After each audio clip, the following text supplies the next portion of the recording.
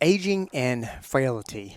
This is something that seems to go hand in hand. And most people just accept that as time passes on the calendar, we're going to become more frail. Well, actually not. That's not true whatsoever. In fact, it's a condition known as sarcopenia. Now, this is something I've spoken about before, but never done it with a nutrition expert and covering a recent study that we've come across dealing with sarcopenia. And let me tell you right now, if you happen to not be a senior and you're looking to turn this off, stay tuned. I promise you, this has a lot to do with you. Covering sarcopenia and the effects of and how to prevent it with our nutrition specialist, Tonja Greene, today on the Personal Edge Fitness Podcast. Welcome to the Personal Edge Fitness Podcast with Garrett Williamson. Health, wellness, exercise, nutrition, and a whole lot more. Got questions? Call us and leave a message at 251-278-EDGE or message us at Personal Edge Fitness on Facebook and Instagram, at Team PE on Twitter, or personaledgefitness.com. Hey, good day, and welcome to the Personal Edge Fitness Podcast. My name is Garrett Williamson. I'm president of Personal Edge Fitness. Thank you so much for joining us today.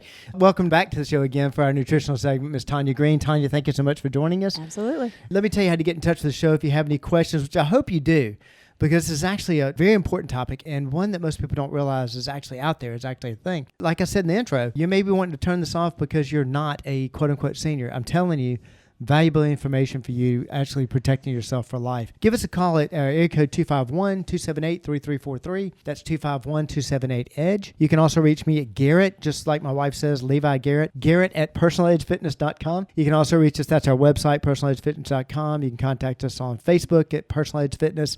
Hit me up on X at Team PE if you're so inclined. All right, big topic. I've actually spoken about this before, but I haven't done it with you, and I'm so glad that we're doing this and diving into it from a nutritional standpoint, because the information that you've brought forward about this is amazing.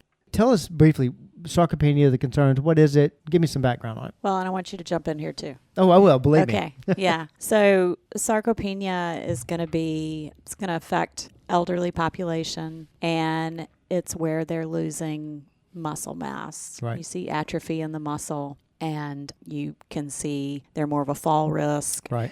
lower energy, and just their ability to do life is compromised. I like to break it down easier because I think of sarcopenia as the frailty that we associate with time passing on a calendar. The fact that, gosh, man, when my grandmother was younger, she was an Olympic sprinter. She was this, that, and the other. But, now that, she's older. So she obviously, automatically doesn't have this ability. That is, to me, what sarcopenia is. But it's something we've done to ourselves. But we'll get into that. You actually brought a fantastic study to my attention from the Journal of Aging Research, which was phenomenal, talking about this. I think it happens over a length of time, and our lifestyles just change. Right.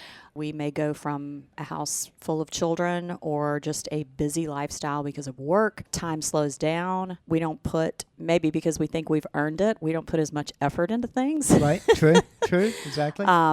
Retiring, I think a lot of it is lifestyle. Food-wise, which is a big component of this. Yes. As we age, things start to happen. Chewing can be difficult. Our Right. teeth can change. Our sense of smell can change. Right. And I think a lot of it is due to education and awareness Right. about nutrition and about exercise. That generation, right, that we would put in the elderly senior category population. right now, Right. 40 years ago, their idea of nutrition and exercise was completely different. No, extremely. Yeah, Extremely. we've talked about that a lot Oh, before. yes. Being healthy or losing weight or whatever was cutting calories drastically. And Exactly. exercise really didn't have anything to do with it. No, definitely It was not. just drastic calorie cut. Right. So that can still be a mindset for that population. And then, like I said, exercise may or may not have been on their radar. I've said this several times on the show because of that, and that's why you got to look at the whole picture. I love the fact that you're taking this from the lifestyle approach. That where the four components of reduced ability, which is what we actually talk about is aging. It's not. It's reduced ability, and the four components of ability are fitness, nutrition, lifestyle, and mindset. If you get all those four right, really, there's no reason for reduced ability. But you look at the education, you look at the history, you look at that generation, what they learned, what they knew, what they were taught, what was ingrained in them.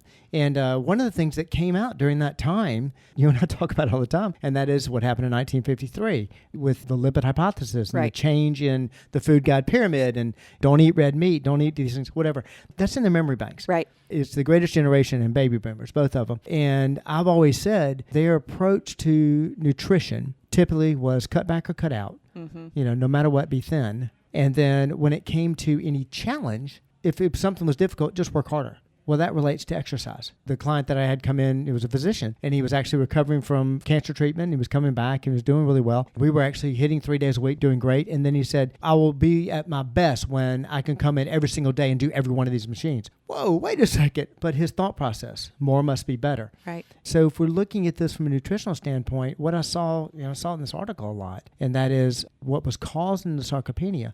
I heard this being said many, many times. Undernutrition, the repetitive low quantity, reduced intake. We're seeing this throughout. What kind of things are we tending to lose or cut back on that's causing the sarcopenia? I want to bring this out again. Awareness and education. If you know what it is to eat healthy, and if you understand the importance of protein, and if you understand the importance of water, then your awareness that at least can help you say, okay, I know I need to be getting this in. I know I need to be doing this. I may have some obstacles in the way, but what can I do to overcome those? How can I get what I need in? But people tend to decrease their calorie intake and decrease their protein intake, and I think a lot of times just out of ease. Let's say if an elderly person is now living alone and they've never lived alone before. I know when my husband and kids are out, you know what I have for dinner? Cereal. Exactly.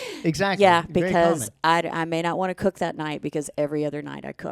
It could be that. Right. And again, if there's not an awareness of, I know I need to be doing this, then the easy thing to do is what people are going to turn to. And again, especially the older you get, if it's harder, then you may tend to take the easy way out. And use that in my live age discussion when we talk about lifestyle, and that is that we're in a constant state of seeking less activity. We're looking for the close parking space. We're not going to take the stairs, we're going to take the elevator, we're going to go for the escalator. A lot of us are seeking retirement, the ultimate slowdown. So we're looking for an easier path, and that causes a reduction in calories. We're just going to have cereal. That's an example I use when I talk about the lifestyle. But there are easy ways to combat this. We'll get to that in a minute, but I want to talk a little bit more protein.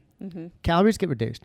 Protein gets reduced. I saw something else in the article you sent me, vitamin D getting reduced. Yes, very interesting. Of course, that's something that we get from the sun. Right. And so if we're not outside as much. Shut in? Yeah. That's something I probably want to do a podcast at some point in time is on vitamin D. I didn't come to realize how incredibly important that particular vitamin is. Yeah, I've seen it get a lot more attention and popularity since COVID. Exactly. That was all of a sudden a supplement that everybody was taking. Of course. And why? Because everybody was shut in. Yeah, exactly. Yeah. All right, when getting back to this though, lifestyle changes as time passes on a calendar automatically. Some of the problems that we're seeing that would cause someone not to take in as many calories, besides what you're talking about, the education, which is what we're trying to do here, which I agree with, but also the physical challenges. Problem chewing. I also noticed in the article they were talking about the sense of smell not being as keen. I didn't think about how that would affect taste and what have you. Yes. Yes. And all you have to think about is the last time you were sick and your nose you were very congested and you couldn't taste anything. You can still eat, but it tastes different. Exactly. It may not be as enjoyable, or it may actually taste different. But yes, that's definitely a factor. And again, it's an awareness. Well, this tastes different. I don't think I want to eat it, but I know I need to. Right, exactly. I know I need to. Right.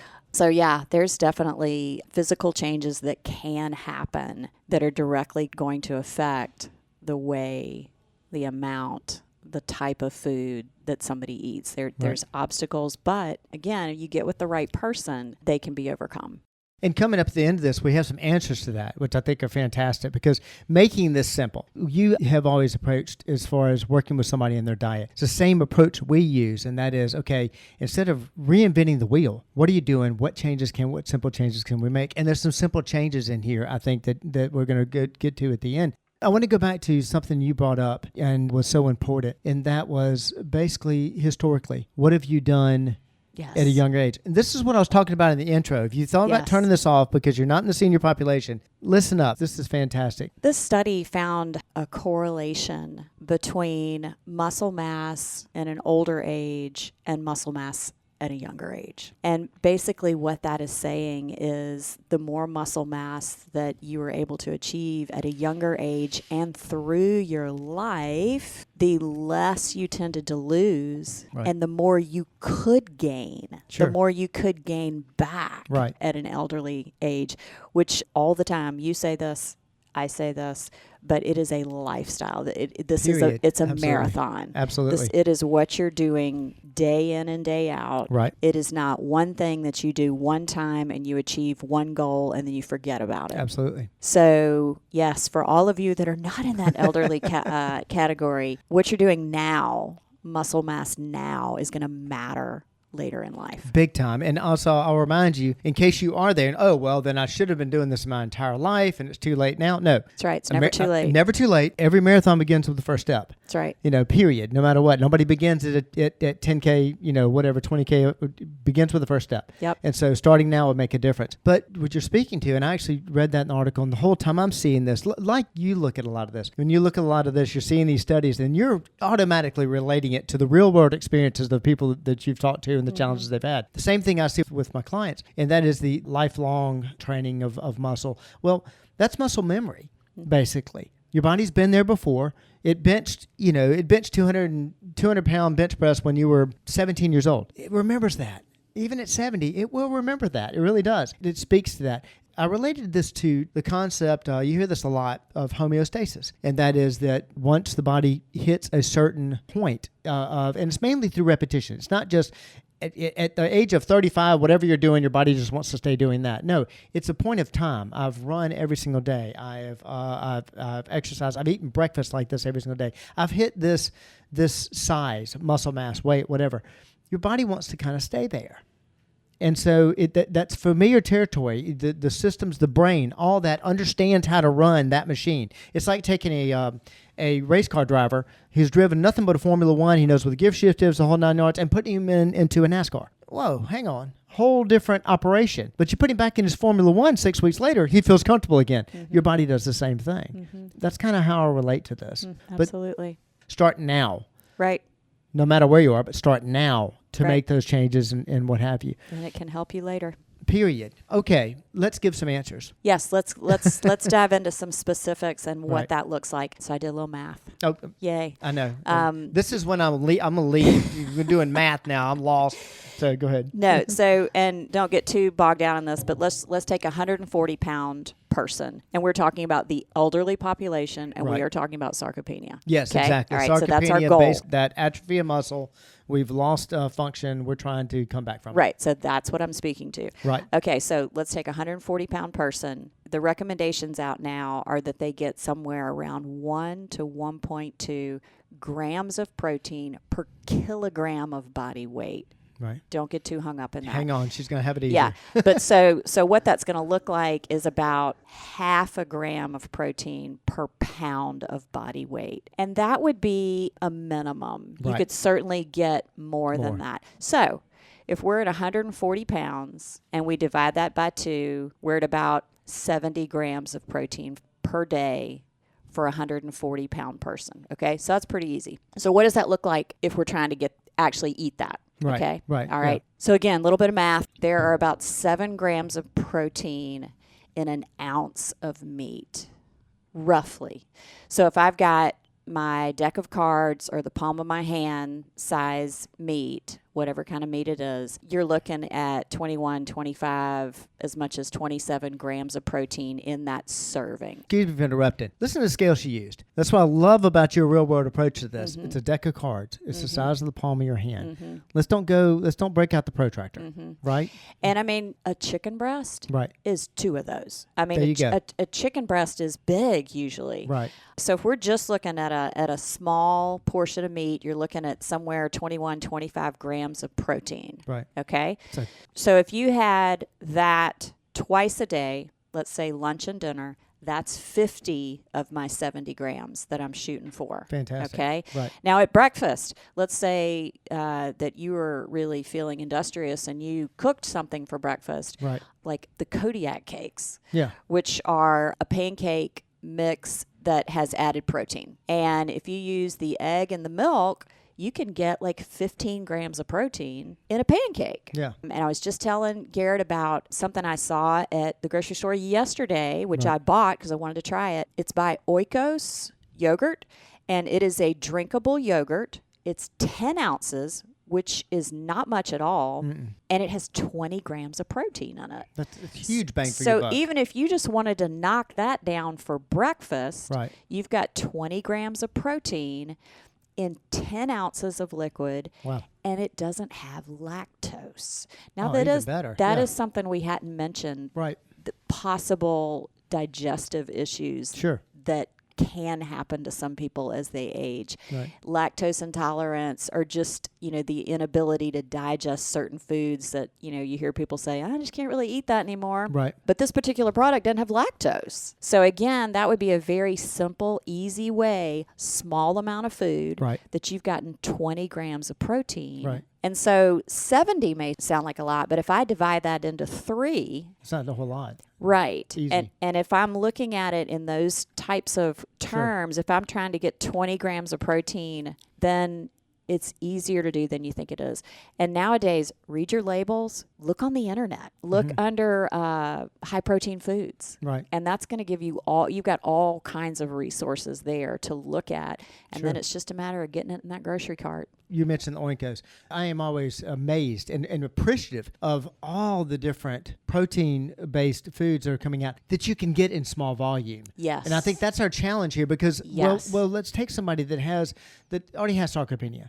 That most likely they're going to be small, they're going to be light, they're going to have a small stomach. And it's much like when we're dealing with an anorexic patient. So many people on the outside that know nothing about this, just tell that person to eat a lot. They can't. They can't, They can't. They have to slowly increase that stomach size. So when we have somebody that has sarcopenia, it's the same situation. So we're looking for those small, impactful amounts. Like 10 ounces on that. And there are a lot of things out there. But look at that. 10 ounce Oiko in the morning, half a chicken breast. I mean, we think of a chicken breast a lot of times like this. It's actually this. It's 2 pieces.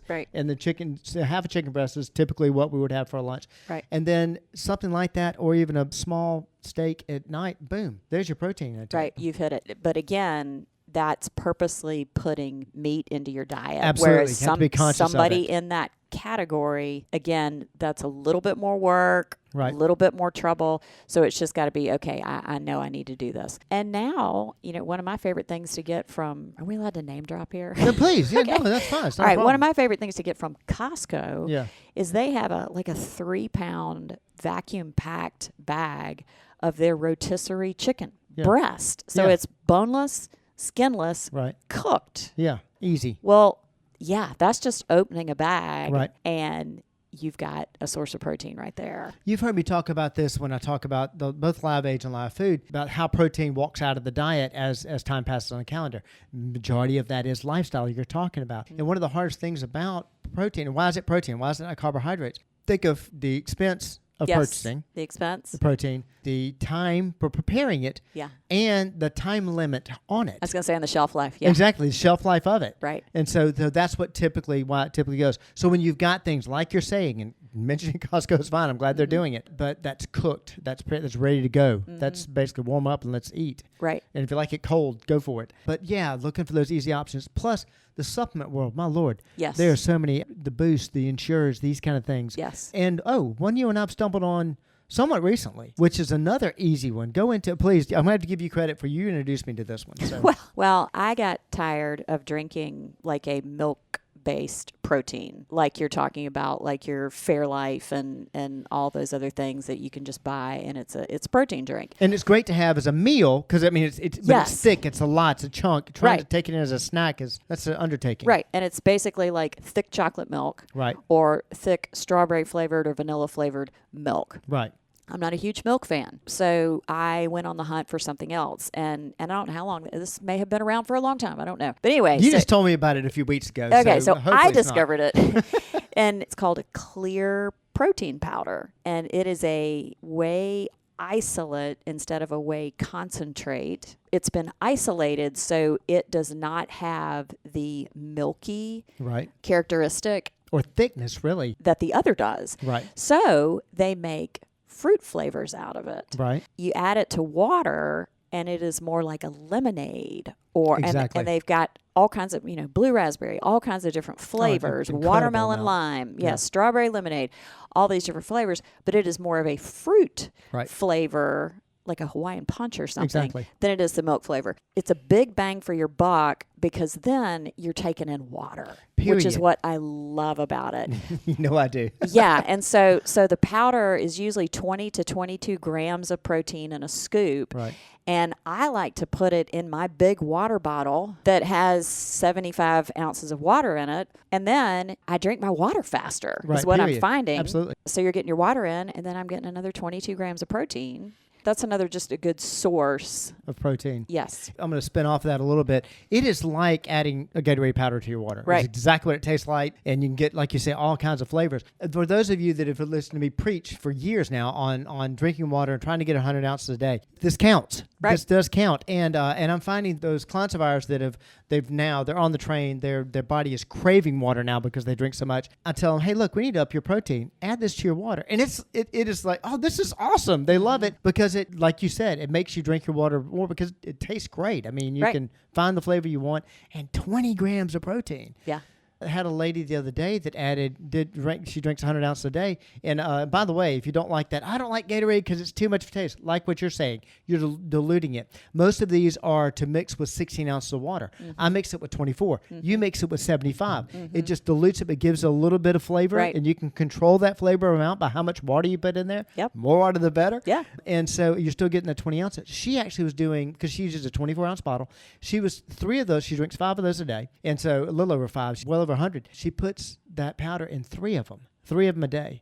I mean, and she's not trying to overdo it. She just asked me, hey, is that okay? Because I really enjoy it. Great. Yeah. Because that's 60 grams of protein spread throughout the day. She's drinking her water. I mean, it's a great fun. It's fantastic. But that's just one of the many ways out there. And honestly, like you said, search for high protein foods. Right. You're going to be surprised at how many, I don't like this type of food. I like this type of food. You're probably going to find one with protein in it. There's cereals out there Yes. that are fortified with protein. Yes. There are snacks out there that are fortified with protein. And there's so many different ways to get around it. So, and as this study said, so much more research is needed, so much more research. I understand that. But it makes sense to me that we can look at, and we know for a fact, we can look at the nutritional deficiencies throughout the ages. Well, if you're going to be deficient for so long, you're going to cause problems at the end. I think that this is 100% curable. I mean, we can make it where it's a thing of the past. Let me throw one more thing out Please there do. that I loved about the article that Yeah. it said, okay? They tried all these different things. We've mentioned vitamin D. They looked at amino acids specifically, Yes, which you're getting amino acids when you eat. That's what protein is. Right. So that's nothing fancy that you have to go look for. Sure. But they looked at specific amino acids. They looked at vitamin D. They looked at strength training. Yes. They yes. looked at all of that. Absolutely. And they looked at them individually. Right. And when they looked at them individually, they didn't necessarily notice a huge gain in muscle tissue. Right. It was when they put them all together. Absolutely. They said that. Basically, there was a Yes. 50% change Right. in the nutritional change, almost a 50% change when you just did a fitness change. When you put the two together, Right. When it you was put them- 100%. Yes. Right. And Right. like the vitamin D thing, it said Right. they just gave vitamin D supplements, didn't really see that much of change. When it all played together, Exactly. and that, again, that's that holistic, Right. let's approach this from every angle. Let's add strength training. Let's make sure our calorie level is there. Let's make sure our protein is there. Let's maybe take a vitamin D supplement. And then with all that is when Right. they saw the most change. Leave it to the dietitian to be brilliant enough to bring up exercise, and the exercise physiologist didn't say a word about it. But it does lead me to one other thing, too, because we could be on this all day, I know. Yeah. One thing that I lead to, and that is what I call, you've heard me say this before, what I call the 20 push-up theory, and that is that I have a lot of folks that are in this generation that worked hard. They're successful. They were used to putting in long hours. If the challenge was hard, the answer was work harder. So when they want to attack their fitness problem, the first thing they want to do is come in and work me out hard. I want to do a hard workout. I want to go at this. I want to work. Okay, great. But we're breaking down muscle tissue. If we're not addressing the nutrition side, we're actually going backwards. And the study basically found that, we get a little bit of improvement, but nothing as if you put the two together. Right. If you have more questions about this, don't think twice about reaching out to us, because this is something very near and dear to both of our hearts because of the populations we've worked with. But give us a call at area code 251-278-3343. That's 251-278-EDGE. You can contact me at Garrett, Garrett, at personaledgefitness.com. That's our website, Facebook page. Hit me up on X at Team PE if you're so inclined. Sarcopenia, a life's mission to wipe this basically out of our vocabulary. It's one more way we help you reach your level of wellness. Tonja, thank you so much for joining us. We'll see y'all next time. Thanks for listening to the Personal Edge Fitness Podcast with Garrett Williamson. Subscribe now and be a part of the show by calling 251-278-EDGE or message us on Facebook and Instagram at Personal Edge Fitness or at Team PE on Twitter, and visit us at personaledgefitness.com.